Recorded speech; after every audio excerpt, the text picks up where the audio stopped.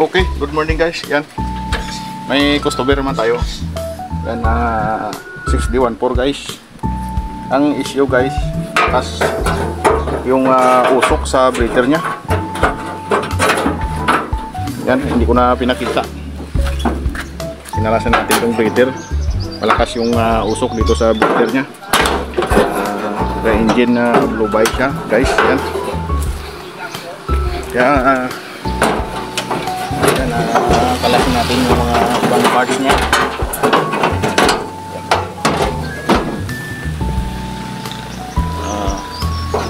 Roll to guys.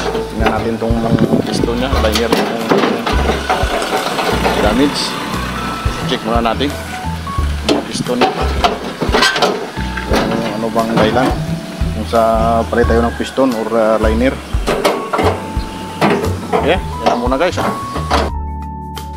Okay, good afternoon guys. Ayan, nababa na natin itong cylinder head nya. Ayan guys. Okay pa yung cylinder head. Yung engine valve nya okay pa.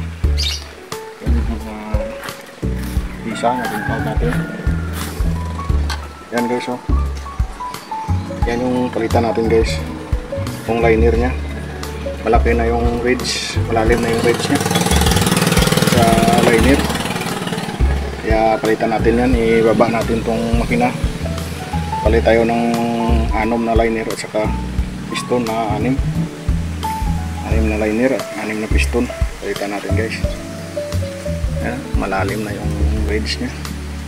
Kaya ibaba natin yung block na yan. Hanap natin yung paraan kung paano natin yan mababa.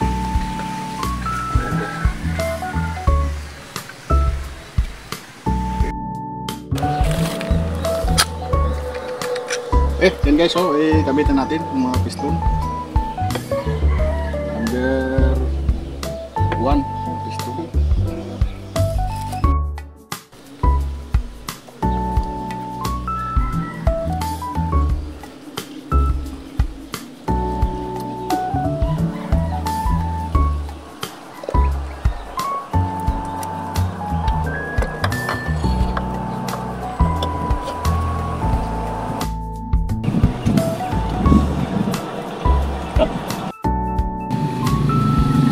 Ring gap space natin guys, 120 lang bigay natin. 120 yung ating ring gap space.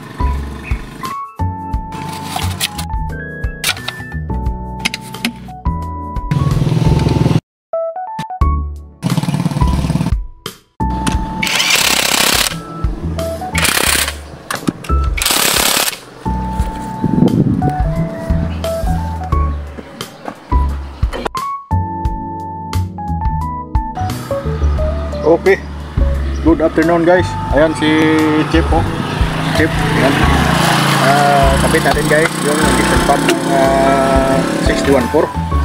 Ayan guys, hindi ko na pinakita yung pagbuo natin. Ayan, nakabit na natin yung mga idler gear, crankshaft, camshaft, idler gear. Saka yan, yung piston pump. Kapit natin guys. Ayan yung crankshaft natin, nakabit na natin yan. Galing yan sa machine shop, pina-replace natin yan. Ayan ang injection pump nya. Bago na yan guys yung mga liner nya. Ayan, bago yung liner, pinalitan natin yung liner at saka piston.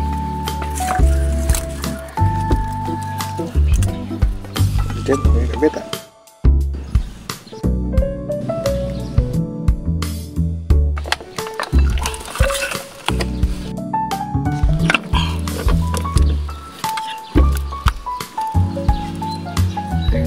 Pump.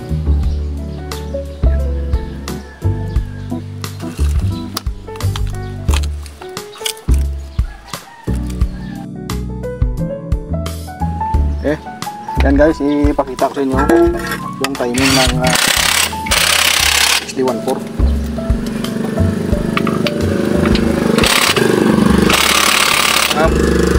Crankshaft, yan, o idler.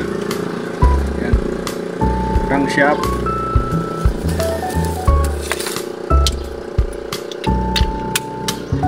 injection pump,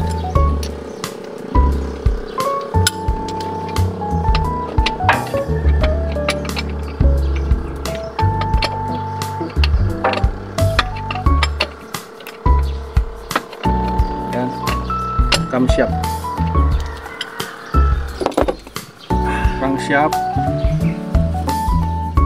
injection pump, itong camshaft. Yan guys. Okay, yan na muna. Mamaya ikabitan natin yan. Yung bilawsing nya. Yan, kabit natin yan mamaya. Yan guys, kabit na natin ang cylinder head nya.